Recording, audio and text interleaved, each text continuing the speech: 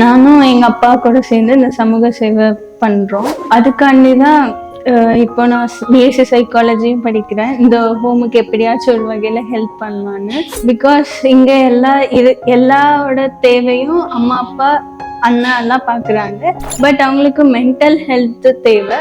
So அது மூலயமா நான் கவுன்சிலிங் படிச்சா அவங்களுக்கு கண்டிப்பா அவங்க மென்டல் ஹெல்த்துக்கு கவுன்சிலிங் பண்ணலாம். அவங்களை கியூர் பண்றதுக்கு நான் ஒரு ஹெல்ப்பா இருப்பேன் அப்படின்னு நம்பிக்கையோட படிக்கிறேன்.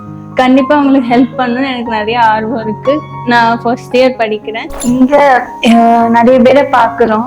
பாடி கண்டிஷன் ஓகேவாயி இருந்தாலும் அவங்களுக்கு தேவையான அந்த மன கான்ஃபிடென்ட் கிடைக்கிறதுக்கு கண்டிப்பா ஒரு கவுன்சிலிங் தேவை.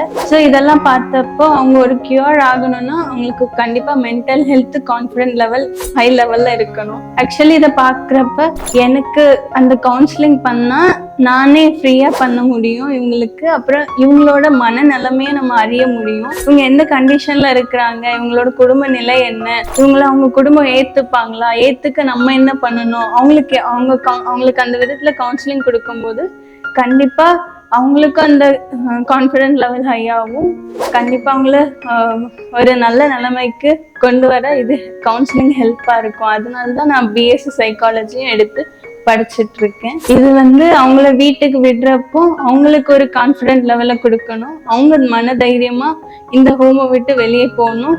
அங்க போயும் கான்ஃபிடென்ட் லெவலோட வாழ அவங்களுக்கு இந்த கவுன்சிலிங் ஹெல்ப்பா இருக்கும்.